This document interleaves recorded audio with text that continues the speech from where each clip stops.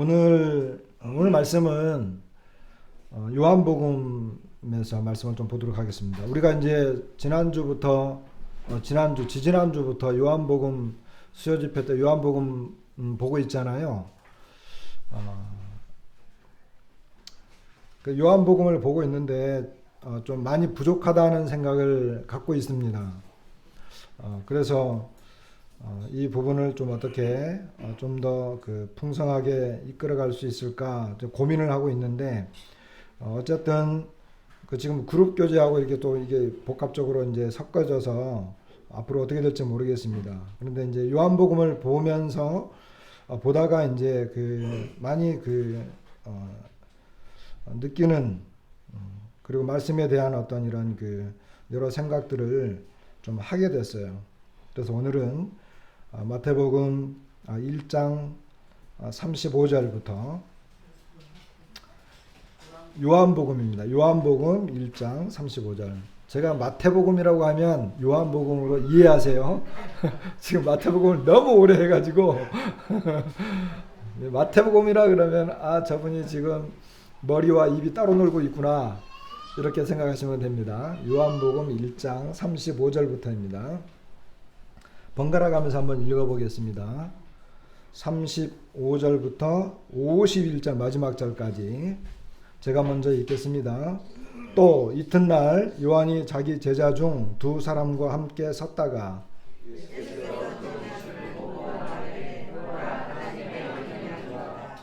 두 제자가 그의 말을 듣고 예수를 따르거늘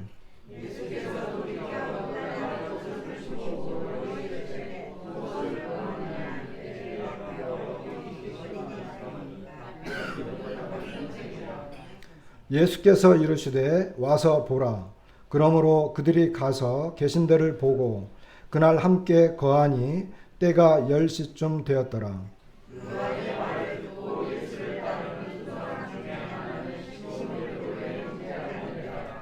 그가 먼저 자기의 형제 시몬을 찾아 말하되 우리가 메시아를 만났다 하고, 메시아는 번역하면 그리스도라.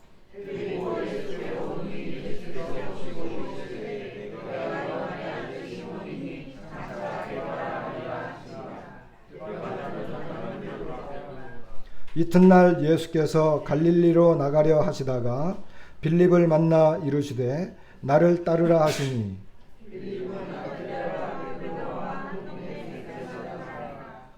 빌립이 나다나엘을 찾아 이르되 모세가 율법에 기록하였고 여러 선지자가 기록한 그 일을 우리가 만났으니 요셉의 아들 나사렛 예수니라.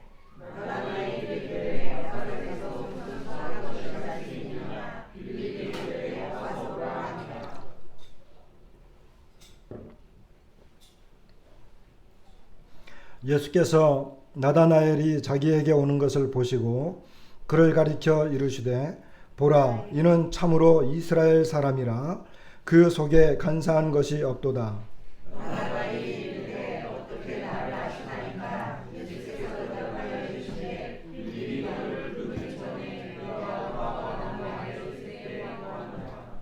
나다나엘이 대답하되 랍비여, 당신은 하나님의 아들이시요 당신은 이스라엘의 임금이로소이다.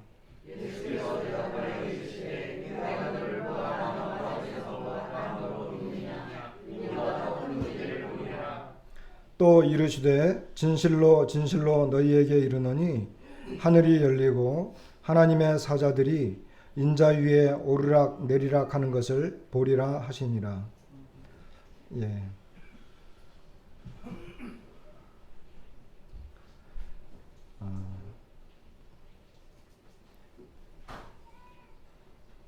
오늘 말씀은 제목은 이제 두 가지인데, 부족한 믿음, 강력한 증언, 이렇게 이제 생각을 해봤습니다. 그리고 소제목으로는 개인의 믿음에는 모두 근거가 있다라고 생각을 좀 했습니다. 먼저 35절, 36절 여기에는 요한의 증언이 나옵니다. 요한은 제자 두 사람과 함께 있다가 예수님께서 거니는 걸 보고 보라 하나님의 어린 양이로다 이렇게 이제 그 이야기하는 것을 보게 되는데, 우리가 잘 아는 것처럼 요한복음 1장 29절에는 그 예수님이 자기에게 이렇게 나아오는 걸 보면서 보라 세상 죄를 지고 가는 하나님의 어린 양이로다 이렇게 그 세례 요한은 예수님을 향해서 하나님의 어린 양이다라고 하는 것을 증언을 했습니다. 이것은 요한의 증언입니다. 이 내용을 좀 설명을 드리기 전에 우리들 중에는 하나님을 믿는 분도 계시고 그리고 하나님을 믿지 않는 분도 계십니다. 어떤 사람은 하나님을 믿고 어떤 사람은 하나님을 믿지 않고 있잖아요. 믿지 않는 데에는 또 그만한 이유가 있을 것입니다. 그리고 하나님을 믿는 사람들은 하나님을 믿는 또 나름대로의 이유가 있을 것입니다. 근거가 있으니까 믿는 거겠죠. 믿을 만한 이유가 있으니까 믿는 것 아니겠습니까? 믿지 않는 사람은 또 그만한 이유가 있기 때문에 자기의 어떤 생각대로 믿지 않는 것입니다. 그런데 우리가 지금 이 본문을 읽었고 그리고 믿는 사람들의 이야기와 또 특별히 성경의 내용들을 이렇게 천천히 읽어보면 믿는 사람들은 반드시 자기가 왜 믿는지에 대한 이유가 있다는 것입니다. 하나님을 믿는다 또는 예수님을 믿는다 그랬을 때 내가 믿고 있는 예수님은 이런 분입니다. 그리고 내가 믿고 있는 예수님은 이런 분이기 때문에 내가 그분을 하나님의 아들로 믿습니다. 이런 이유가 반드시 존재한다는 거예요. 그냥 막연히 야 믿기만 하면 돼 이런 식이 아닙니다. 예수님을 믿는 것은 우리 여기 이제 앉아 계신 분들 중에도 예수님을 믿는 분들이 계시는데 물어보면 예수님을 어떻게 믿으셨어요? 이렇게 물어보면 저는 예수님을 이렇게 믿었습니다. 그리고 제가 믿고 있는 예수님은 이런 분입니다. 그리고 이런 분입니다 라고 말할 때 그 충분한 이유와 근거가 있어야 된다라고 하는 것입니다. 그리고 다 있다라고 하는 거죠. 그런데 여기 오늘 본문에 나와 있는 세례 요한이라고 하는 사람과 그리고 요한을 따르던 제자들이 있었는데 그 사람들도 다 예수님을 믿게 되었고 그리고 그들은 예수님에 대해서 설명하고 있고 그리고 그 예수님을 믿는 분명한 믿음의 근거가 있어요. 그 믿음의 이유가 있다는 거예요. 근데 첫 번째 세례 요한이라고 하는 사람은 예수님을 향해서 하나님의 어린 양이다 이렇게 고백을 했어요. 우리는 이 표현이 뭐 어색하고 낯설지 몰라요. 그리고 아직 성경을 모르거나 또 성경을 안다 하더라도 이 표현은 좀 어려운 표현이에요. 우리들한테는. 그런데 그 당시 살고 있던 유대인들, 이스라엘 사람들에게는 어린 양 하면 즉각적으로 떠오르는 생각이 있어요. 대체적으로 어린 양 하면 유월절에 이스라엘 백성들이 명절을 지키기 위해서 하나님 앞에 제물로 드렸던 제물의 하나가 바로 어린 양이에요. 그리고 이스라엘 백성들은 제사를 많이 지냈거든요. 근데 그 제사를 지낼 때 드려지는 그 가축의 하나가 이 어린 양이었어요. 그리고 그렇기 때문에 이 어린 양은 우리가 하나님 앞에 예배를 드리러 나갈 때 그냥 나갈 수 없으니까 제물이 필요했는데 그 제물의 하나가 바로 어린 양이었다라고 하는 것입니다. 그러니까 그 당시 사람들은 이것이 어색한 게 아니고 그 굉장히 익숙하고 이해가 금방 되는 그런 내용의 표현입니다. 두 번째는 어린 양이라고 하는 것은 특별히 예수님이 오시기 직전, 조금 더 구체적으로 표현하면 구약과 신약 사이에 이 어린 양이라고 하는 표현은 유대인들 사이에 어떤 의미로 많이 또 표현이 됐느냐 하면, 그들이 기다리고 있는 어떤 그 메시아가 있는데 그 메시아는 어린 양의 성격을 가지고 온다는 거예요. 그런데 이것이 특별하게는 요한계시록에 많이 기록이 되어 있는데, 이 어린 양은 처음에는 어떤 제사를 드릴 때 사용되어지는 제물의 어린 양이기도 하지만, 그 연약한 어린 양은 또 자기네 나라를 회복시키고, 그리고 자기네 나라를 침략했거나 만민과 만국, 만백성들을 심판하는 권세를 가지신 심판자가 되는 그러한 어린 양으로 또 표현이 많이 됐어요. 우리 성경에는 요한계시록에 많이 표현되어 있지만, 이와 같은 생각들을 유대인들은 예수님 당시에, 그리고 이제 예수님 오기 직전에 구약과 신약 그 중간 사이에 뭐 한 4세기 정도에 걸쳐서 이런 그 의미들을 많이 갖고 있었다라고 하는 것입니다. 그런데 세례 요한은 그 예수님을 보면서 처음에는 세상 죄를 지고 가는 하나님의 어린 양이다, 이렇게 표현했고, 나중에 두 제자와 함께 있을 때에는 보라, 하나님의 어린 양이다, 이렇게 이야기했어요.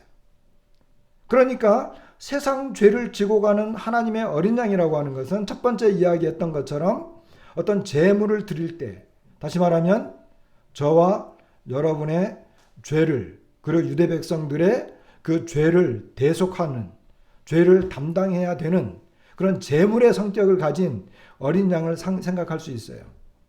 세례 요한의 아버지 사가랴라고 있거든요. 사가랴가 성전 그 제사를 드리러 갔다가 나중에 나와서 그가 이제 하나님 앞에 찬양을 하면서 고백할 때 세례 요한을 보면서 너가 장차 너 뒤에 오시는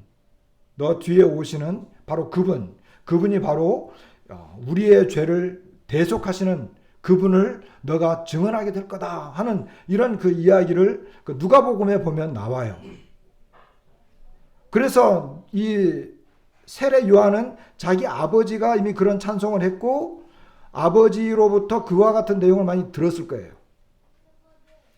그래서 세례 요한이 예수님을 볼 때 예수님을 알아봤는데, 그는 세상 죄를 지고 가는 하나님의 어린 양이다. 그리고 특별히 세례 요한은 세상 죄라고 이야기했어요. 요한복음에는 세상이라고 하는 단어가 많이 나와요. 거의 한 요한복음에만 한 56회 정도가 나오는데, 이 56회 정도 여러분 그 1장에서만도 이미 세상이라고 하는 단어가 많이 나오죠. 예수님이 세상에 왔는데 세상이 그를 알아보지 못했죠. 이제 큰 굵직굵직한 내용들만 봤을 때, 그 다음에 3장에 가면 또 뭐가 나와요? 여기 1장 29절에는 세상 죄를 지고 가는 하나님의 어린 양. 3장에 가면 하나님이 세상을 이처럼 사랑했다. 요한복음 4장에 가면 예수님이 그 우물가의 여인을 만났는데, 우물가의 여인이 마을에 가가지고 막 전도했는데 나중에 그 마을 사람들이 다 예수님을 믿게 됐어요. 그 다 믿은 사람들이 나중에 뭐라 그러죠? 우리는 너가 말해서 믿는 게 아니라 우리가 직접 들어보니까 이분이 바로 세상의 구주다라고 하는 것을 우리가 믿게 됐다, 이런 고백을 하거든요. 그런 것처럼 요한복음에는 뭐 세상의 빛, 세상에 뭐 생명을 준다, 그 다음에 이제 온 세상이라도 이것을 다 담기에는 부족하다, 예수님의 행적을, 이런 내용들을 봅니다. 다시 말하면 세례 요한이 예수님을 향해서 세상 죄를 지고 가는 하나님의 어린 양이다라고 하는 것은 비단 유대인들에게 와서 이스라엘 백성들을 구원하는 그런 분만이 아니라 저와 여러분까지, 그리고 모든 세상에 있는 사람들의 이 죄를 짊어지고 대속 제물이 되어 주시는 그런 분으로 세례 요한은 설명하고 있다라고 하는 것입니다. 그런데 우리가 이제 그 1장 29절부터 34절까지 내용을 좀 이렇게 돌이켜 보면 굉장히 중요한 내용이 나와요. 뭐가 나오느냐면은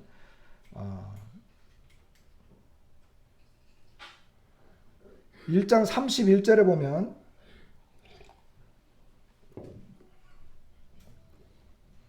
나도 그를 알지 못하였으나 내가 와서 물로 세례를 베푸는 것은, 33절에도 보면 나도 그를 알지 못하였으나 나를 보내어 물로 세례를 베풀라 하신 그이가 나에게 말씀하시되 성령이 내려서 누구 위에든지 머무는 것을 보거든 그가 곧 성령으로 세례를 베푸는 이인 줄 알라 하셨기에 내가 보고 그가 하나님의 아들이심을 증언하였노라 하니라. 여기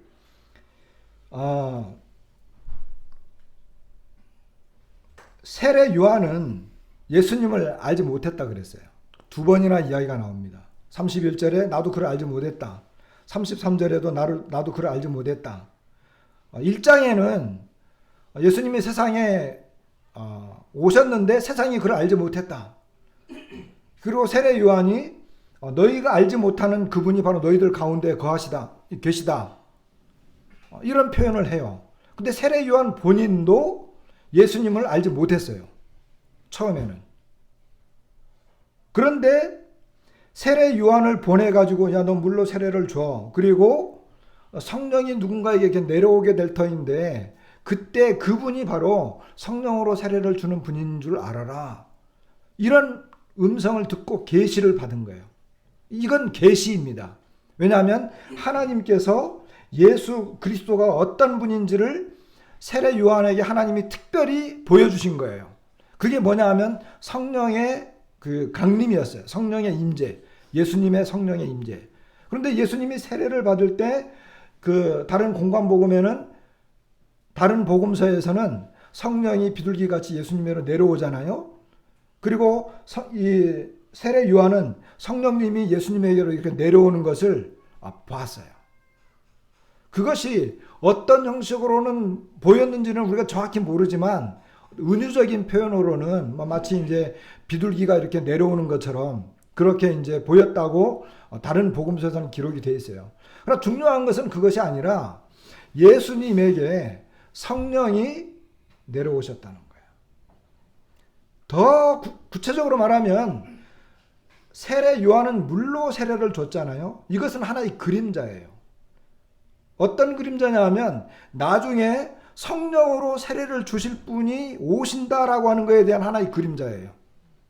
그래서 세례 요한은 물로 세례를 줬지만 자기보다 크신 분, 자기보다도 이미 영원 전부터 앞서 계셨던 분, 그리고 진짜 사람들에게 성령과 하나님의 이 생명을 부어주실 수 있는 그분, 성령으로 세례를 주실 분이 온다라고 하는, 그리고 그분이 바로 하나님의 어린 양, 바로 저분이다. 이렇게 고백을 했는데 이것은 성령의 역사였습니다. 다시 말하면 예수 그리스도를 보고 알고 또 그분이 어떤 분인가를 발견한다라고 하는 것은 처음부터 성령의 역사였습니다. 이것은 오늘날 우리들에게 이제 성경 그 뒷부분 쭉 봐도 마찬가지지만 특별히 요한복음에는 성령에 대한 내용들이 많이 그리고 자세하게 표현되어 있는데 여러분 아까 이제 뭐 믿는 사람도 있고 안 믿는 사람도 있고 그러는데 예수님을 믿으려고 하는 것이나 그리고 예수님을 믿는 사람들도 예수님에 대해서 더 많은 부분을 알거나 발견할 때에는 반드시 성령의 역사가 함께 있다라고 하는 것입니다. 성령께서는 성경을 통해서 우리에게 계시해 주십니다.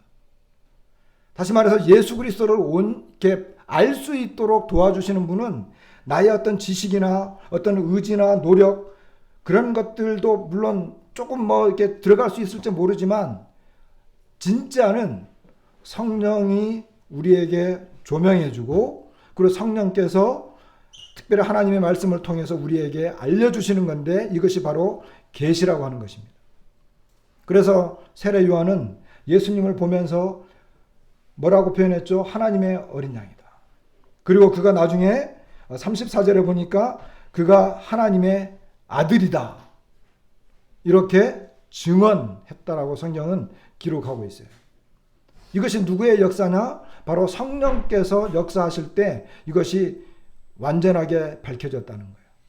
다시 말하면 예수님을 안다라고 하는 것, 예수님을 발견한다라고 하는 것, 예수님에 대해서 증언할 수 있다라고 하는, 증언할 수 있는 것은 바로 성령의 역할이 있었고, 성령께서 함께 하셨을 때 비로소 이것이 가능했다라고 하는 것입니다.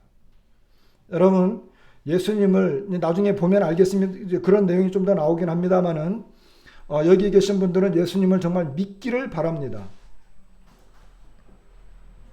그러나 예수님을 믿고자 할 때 정말 중요한 것은 하나님의 은혜와, 여기 아까 우리가 설명한 것처럼 성령님의 역사입니다. 성령께서 역사하시는 것입니다. 그렇기 때문에 겸손해야 되고, 진지해야 되고, 그리고 하나님 알고자 하는 적극적인 마음과 갈망이 필요한 것입니다. 왜?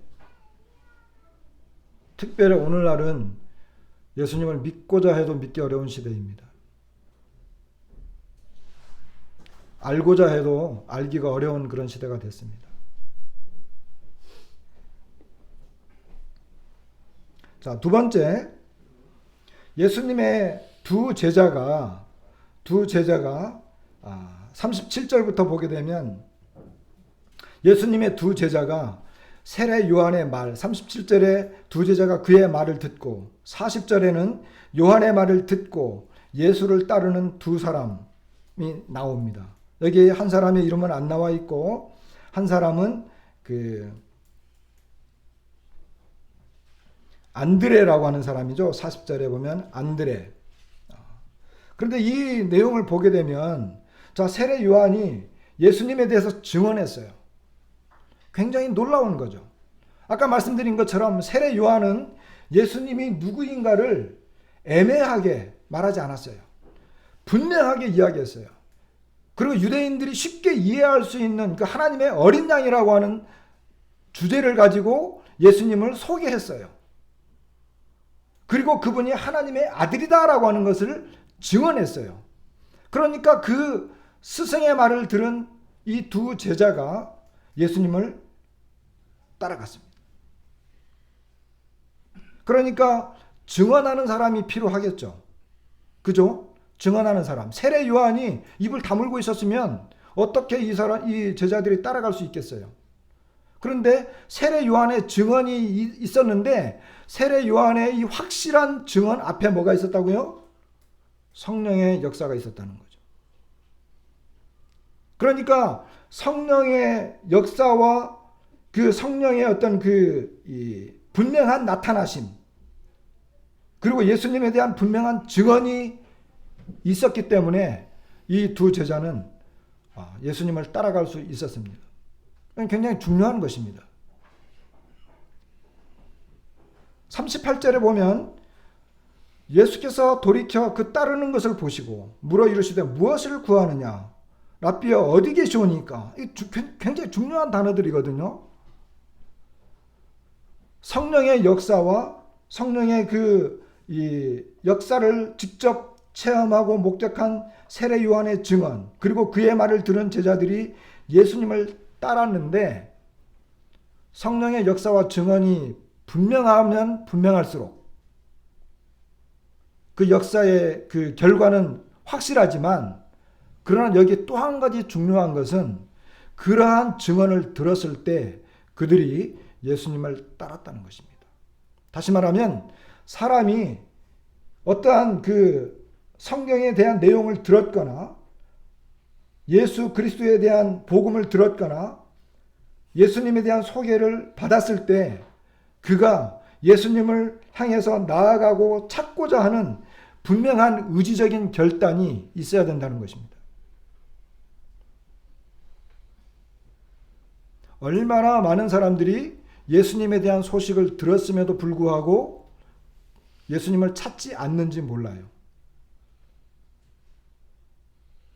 그러나 여기 두 제자는 예수님을 따랐습니다. 그랬을 때 예수님이 그랬죠. 무엇을 구하느냐? 무엇을 구하느냐? 우리는 무엇을 구하고 있을까요? 여기 나와 있는 제자들은요. 아까 우리 본문을 읽었는데 여기 나와 있는 제자들은 요 제자들의 내용만 쭉 보게 되면 여기 나와 처음 제자들이거든요. 처음 제자 12제자가 다 나와 있지 않아요. 여기 나와 있는 제자는 기껏해야 4명, 5명 이 정도인데 이 제자들은 어떻게 해서 예수님을 믿게 됐느냐 하면 그들의 어떤 영적인 추구가 있었어요. 영적인 필요에 의해서, 다시 말하면 그들은 이 어떤 영적인 갈급함과 필요를 가지고 있었기 때문에 그들이 예수님을 믿을 수 있었고 그리고 예수님을 따를 수 있었습니다. 결론적으로는 그들이 갖고 있는 믿음은 아직 불완전하고 좀 연약하고 그들의 앞으로의 삶을 내다봤을 때는 뭔가 부족한 것이 분명하긴 하지만 어쨌든 그들은 그들 각자 나름대로, 왜냐하면 어떻게 해서 그걸 알 수 있느냐면 그들이 예수님을 만났을 때 예수님을 소개하는 내용들이 다 달라요. 그것은 그들이 예수님을 발견했을 때, 만났을 때, 그리고 그 예수님을 믿었을 때마다 예수님에 대한 자기 내면의 필요가 각자 다 달랐다는 거예요. 우리는 다 다르죠. 제가 예수님을 발견했을 때 왜 예수님을 믿게 됐는지, 여러분들이 예수님을 믿게 되었을 때 어떠한 예수님을 생각하면서 믿게 되었는지, 이거 사람마다 달라요. 그러나 중요한 것은 뭐죠? 자기 내면의 필요를, 그 갈급함을 찾기 위해서 하나님에게 나아갔을 때 하나님이 너가 무엇을 구하느냐. 성경에는 이런 내용들이 간혹 나와요. 예를 들어 가지고 그 여리고성에 예수님이 도착을 해 가지고 가는데 맹인이 막 부르짖잖아요. 다윗의 자손이여, 다윗의 자손이여. 막 사람들이 잠잠하게 하니까는 더 큰 소리로 다윗의 자손이여, 다윗의 자손이여, 나를 불쌍히 여기소서 막 그러잖아요. 그때 이 거룩한 하나님의 아들의 발걸음이 멈추고 하나님의 아들의 발걸음을 멈춰버렸어요. 그리고 돌아서서 뭐라고 하죠? 그를 부르라. 그리고 그가 왔을 때 뭐라고 합니까? 내가 너에게 무엇을 하여 주기를 원하느냐.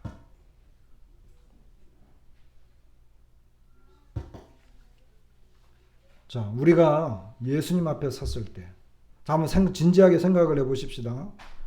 내가 하나님 앞에 섰다라고 생각을 해보세요. 하나님께서 너가 지금 무엇을 구하고 있니? 영원하신 하나님이 우리에게 물어본다고 한다면, 우리 각자 나름대로 자기의 것이 구하는 것이 있겠지만 그것은 무엇입니까?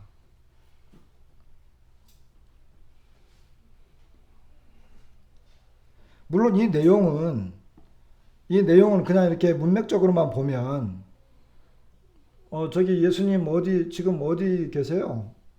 저 놀러 한번 가도 되겠어요? 뭐 이런 식의 표현 정도로밖에 안 보여요. 이렇게 내용만 보면.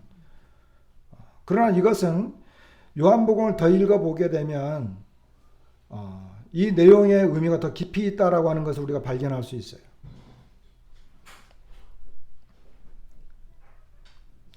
제자들은 랍비여 어디 계시오니까 이렇게 다시 질문하는 걸 보게 됩니다.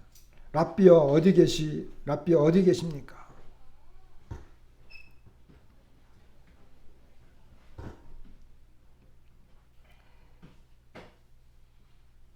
이와 같은 대화들은 상당히 내면적이고 그리고 깊이 있는 어떤 그 나의 그 신앙 또는 나의 인생의 삶의 어떤 목표를 정할 때 주어지는 아주 굉장히 진지하고 중요한 그와 같은 내용들입니다. 아까도 말씀드렸지만 오늘날에는 믿음을 갖기가 어려운 그런 시대입니다. 예수님을 찾기가 어려운 시대가 되었어요. 학교에서나 사회에서나 뭐 어떤 인문학, 과학 다 살펴봐도 지금은 예수님을 만나거나 그분을 믿거나 여기 표현으로 예수님을 찾는 이와 같은 것들이 굉장히 어려운 시대가 되어졌습니다. 정말 이 제자들처럼 선생님 어디 계십니까? 예수님 당신은 정말 어디 계십니까? 저에게도 말씀해 주십시오. 자만에 있는 말씀처럼 나를 간절히 찾는 자가 나를 만날 것이다.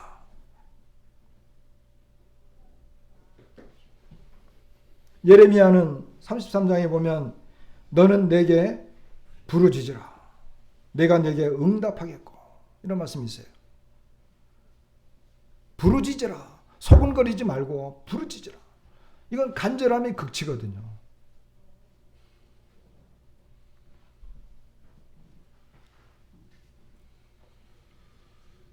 자, 39절에 예수님은 와 보라. 그랬을 때 그러므로 그들이 갔습니다. 그날 함께 거하니. 여기 예수님의 대답은 와서 보라. 와 보라. 이 제자들의 예수님을 향한 이 간절함과 이 갈구함이 예수님의 응답으로 나왔는데 그것은 예수님께서 와 보라 이렇게 응답하시는 것을 보게 됩니다.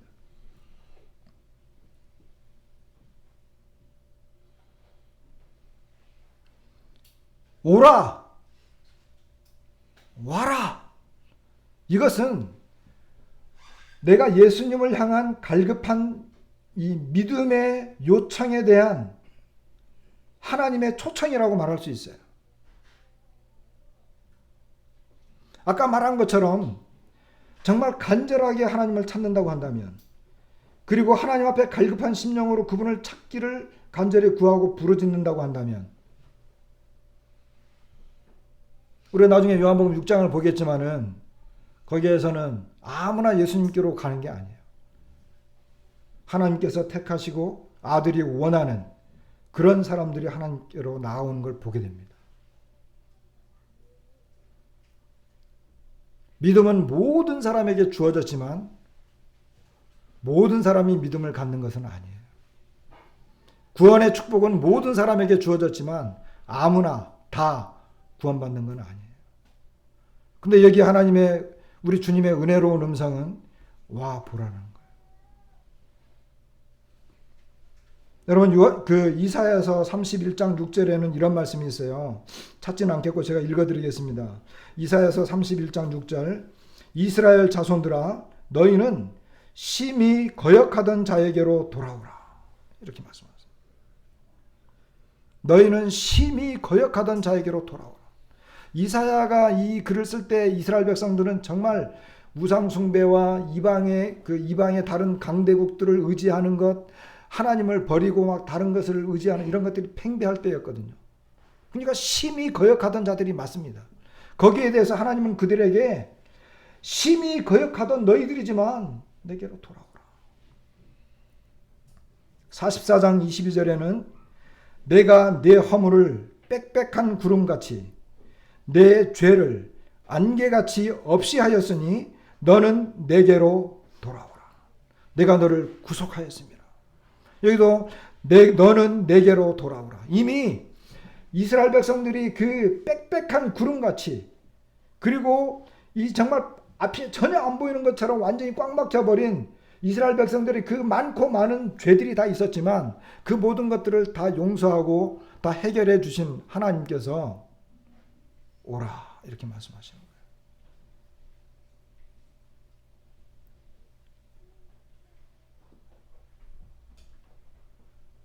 여기 예수님께서도 예수님을 향해 찾아 나온 사람들을 바라보면서 와보라 그렇게 말씀하세요. 그리고 39절에 보니까 그날 함께 거하니 때가 10시쯤 되었더라 이렇게 기록되어진 걸 보게 됩니다. 여기 함께 거했다. 요 거했다라고 하는 표현은 1장 14절에 말씀이 육신이 되어 우리 가운데 거하심에 요한복음에는 요 거하다라고 하는 이 단어가 많이 기록이 되어 있어요. 근데 먼저 기록된 것은 말씀이 육신이 되어 우리 가운데 거했다. 이 표현은요 굉장히 놀라운 표현이에요. 여러분 하나님께서 육신을 입고 이 죄인들이 거하고 있는 그리고 그를 알지도 못하고 오래 거절하는 그런 사람들에게 오셔서 함께 거했어요. 이것이 하나님의 마음이었습니다. 이 함께 거하다라고 하는 것은 그냥 단순히 그냥 함께 있었다 이런 표현이 아니에요. 요 내용은 요한복음 14장 11절에는 내가 아버지 안에 거하고 아버지께서 내 안에 계심을 믿으라. 요한복음 15장에는 4절로 7절에 보면 내 안에 거하라. 나도 너희 안에 거하리라. 6절에는 사람이 내 안에 거하지 아니하면 가지처럼 밖에 버려져. 7절에 너희가 내 안에 거하고 내 말이 너희 안에 거하면 할 때 계속해서 쓰여지는 단어입니다.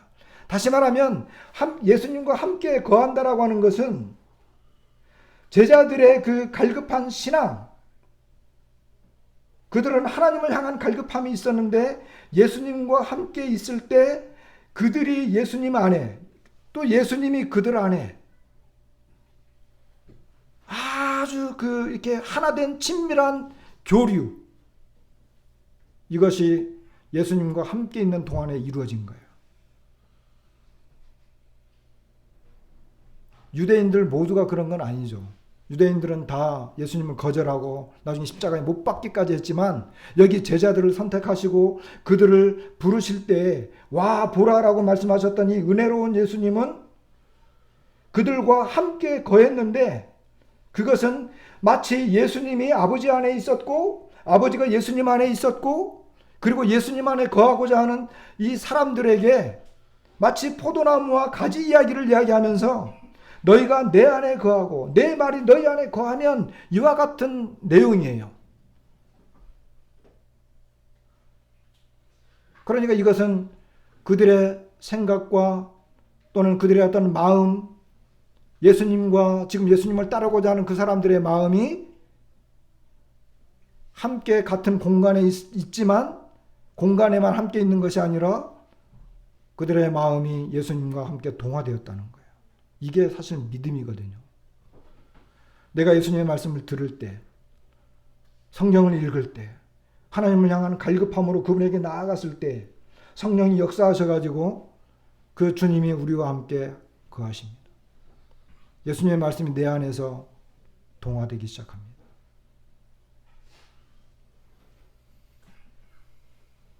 이것이 거함이라고 하는 단어입니다. 여기에서 그들은 예수님이 누구인지를 발견했어요.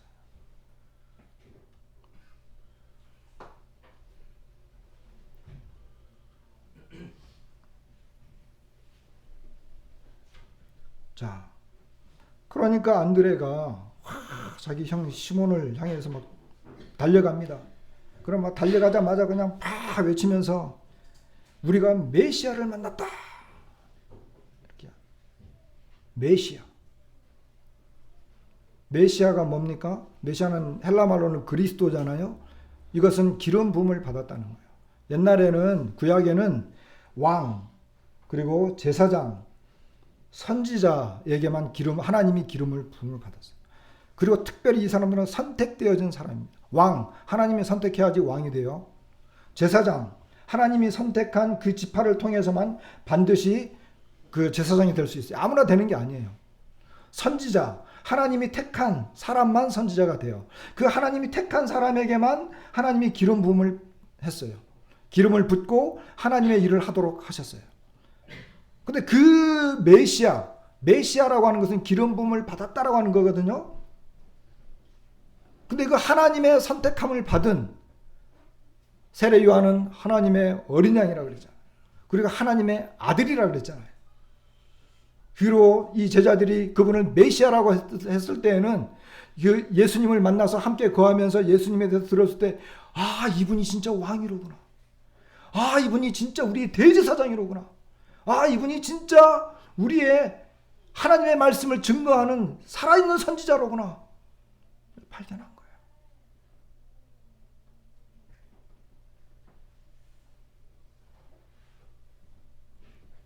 물론 이 모든 것들은 주님이 죽으시고 부활한 다음에 완벽하게 이루어지죠. 아까도 말씀을 드렸지만 여기 나와 있는 제자들은 각자 나름대로의 필요에 의해서 그들이 어떤 상황, 그들이 처하고 있는 상황, 그들 나름 개인이 갖고 있는 어떤 신앙의 어떤 문제들, 이런 것들이 예수님을 만나면서 예수님을 믿게 되어졌는데, 물론 이들이 표현한 것들, 예를 들어 가지고 그 빌립이 나다나엘을 이야기할 때 뭐 요셉의 아들 나사렛 예수다, 뭐 이런 표현들을 하거든요. 이 요한복음 1장 19절부터 51절까지 예수님에 대한 호칭들이 많이 나와요. 하나님의 어린 양, 하나님의 아들,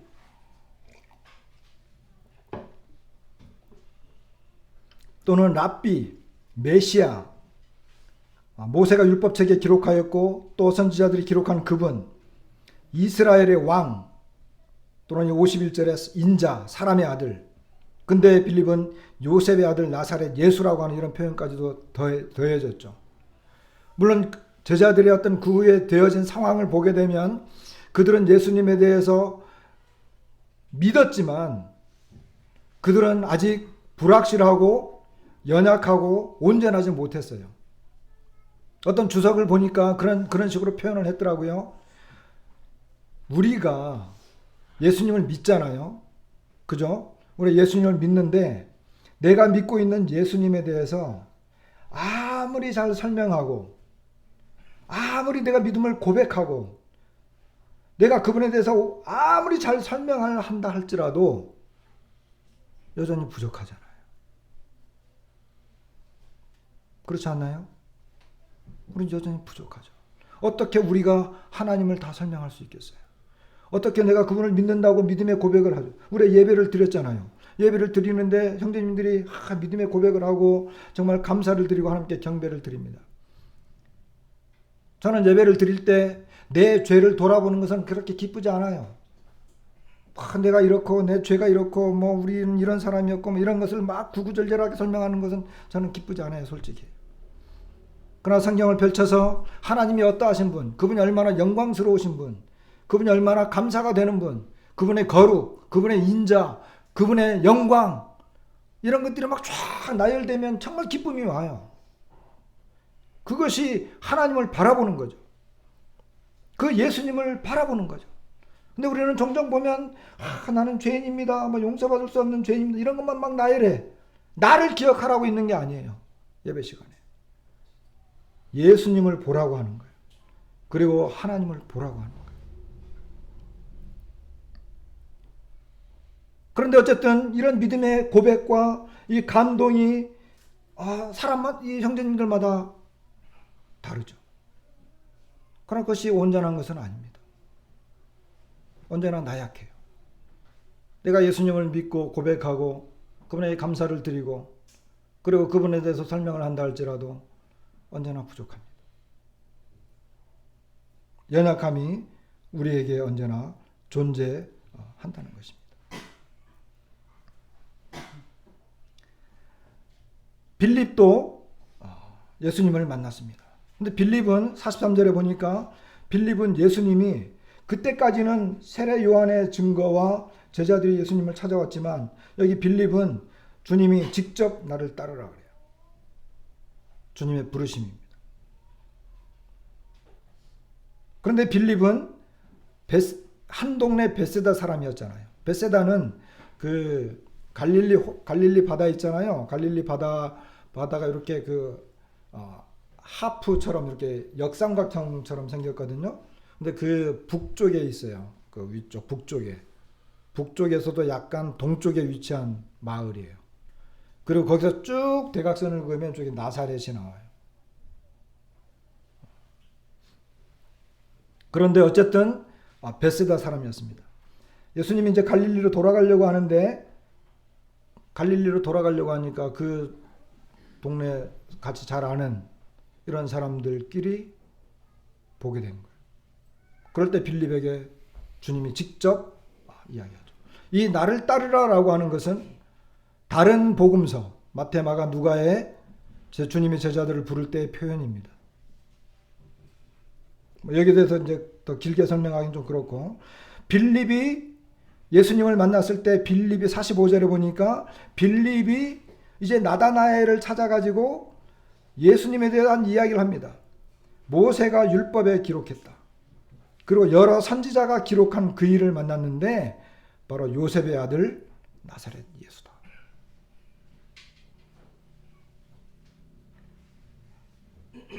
나다나엘은 뭐예요? 나다나엘은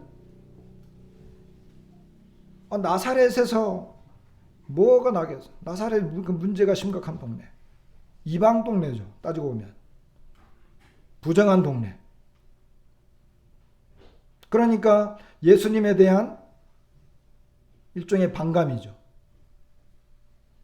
오늘날 우리는 예수님에 대한 반감 많이 듣죠.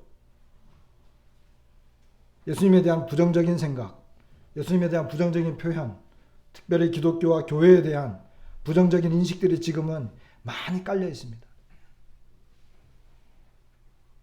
그러나 나다나엘은 다행인 것은 나다나엘이 예수님에게로 왔다는 것입니다.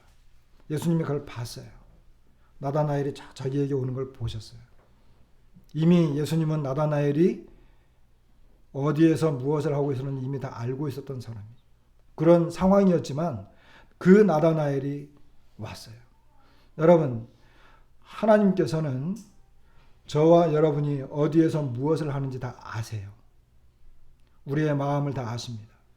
우리가 요한복음 2장을 보게 되면 예수님은 사람의 마음을 다 아시기 때문에 자신을 그들에게 의탁하지 아니했다 하는 표현을 봐요.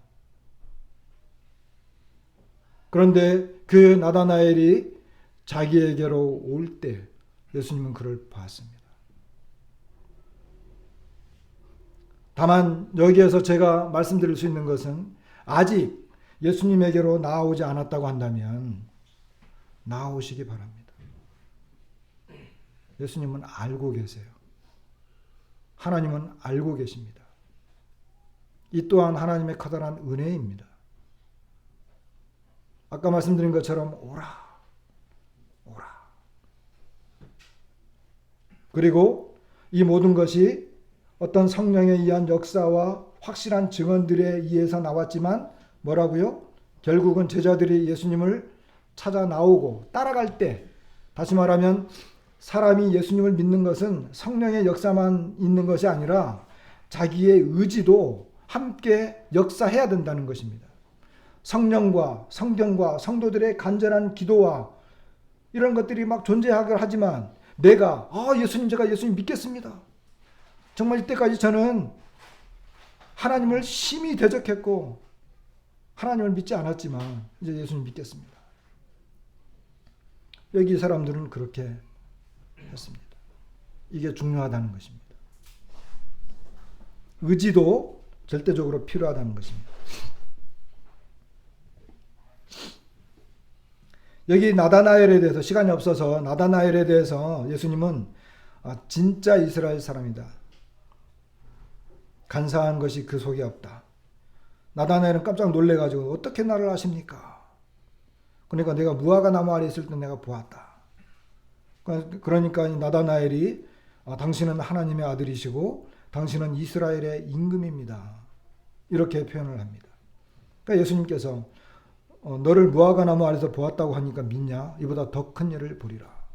그러면서 마지막에 진실로 진실로 너희에게 이르노니 하늘이 열리고 하나님의 사자들이 인자 위에 오르락내리락 하는 것을 보리라.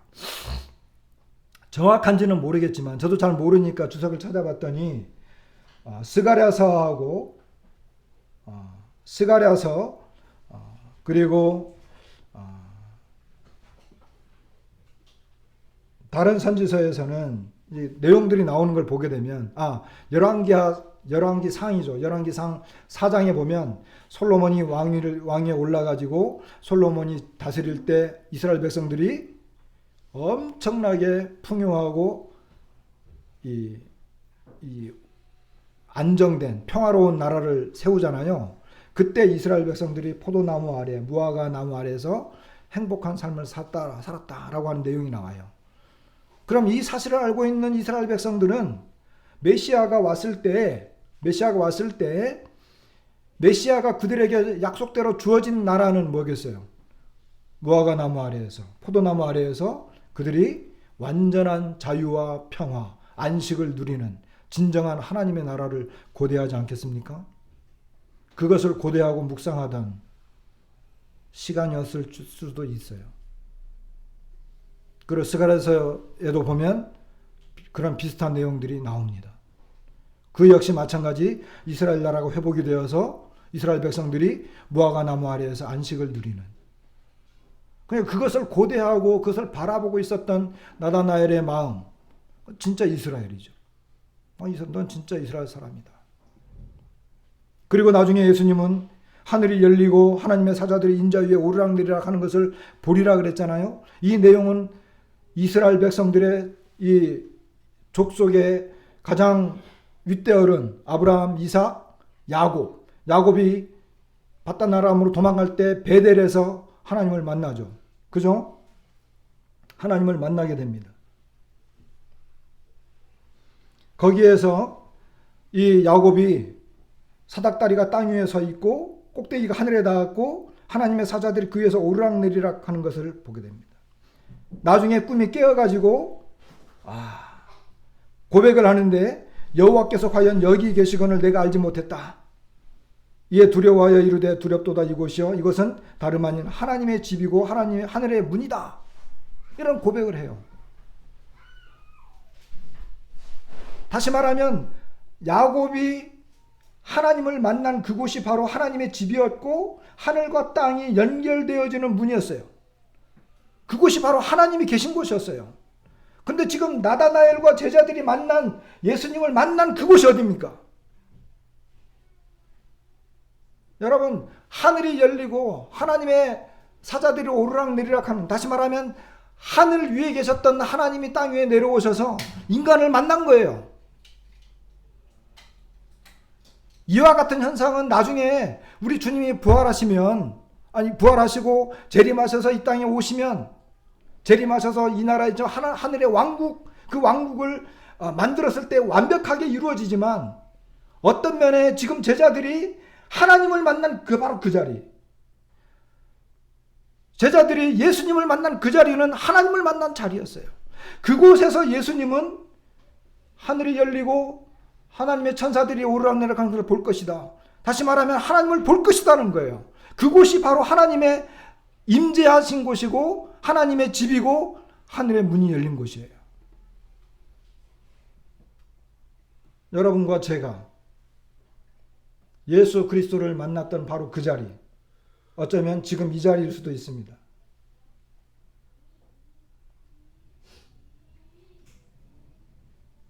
이것이 예수님은 먼 미래의 이야기로 표현했지만 나다나엘은 이와 같은 것들을, 그리고 너희가 볼 것이라 그랬기 때문에 나다나엘뿐만 아니라 제자들이거든요. 그 제자들이 상상하고 꿈꿨던 것은 바로 진짜 하나님을 만났는데 나중에 이것이 온전히 이루어지는 그 나라까지 바라보게 된 것입니다. 여러분, 예수님을 만났고 그분을 따른다라고 하는 것, 예수님을 믿고 구원받았다라고 하는 것, 그것은 이미 내가 하나님을 만난 그것입니다. 하나님을 만난 그곳이고 하나님을 만난 사람들의 바로 그곳이 하나님의 집이고 하늘의 문이 열린 곳이고 하늘과 땅이 이어진 곳입니다. 이것은 장차 이루어질 것이지만 내 안에서 나의 믿음 안에서 이것이 이루어지는 것입니다. 결론을 내리게 되면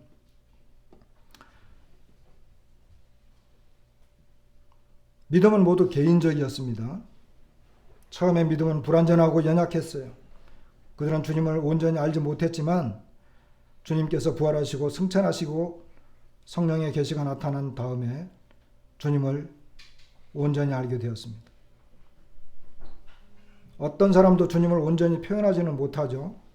성령의 계시가 임할 때 믿음의 정도만큼 알게 되는 것이지만 우리는 온전히 표현할 수 없습니다. 처음 제자들은 그들이 주님을 만났을 때 그 만난 주님을 아는 만큼만 고백했어요. 근데 놀라운 것은요, 세례 요한도 그랬고 안드레도 그랬고 빌립도 그랬고 그들은 예수님에 대해서 온전히 알지 못했지만 그러나 그들은 믿음을 가졌어요. 그리고 그들이 증언했을 때, 중요한 것은 그들이 증언했을 때 그들의 증언을 통해서 또 다른 사람이 믿었다는 것입니다. 나는 나의 믿음이 온전하다라고 말할 수 없어요. 하나님에 대해서 다 설명할 수 없고 복음에 대해서 완벽하게 설명할 수 없어요. 그러나 내가 갖고 있는 연약한 것, 적은 것이지만 그것을 가지고 증언했을 때 성령께서 역사하시고 그 사람의 의지가 분명하다고 한다면 나의 증언을 통해서 그 사람은 또 주님을 믿을 것입니다.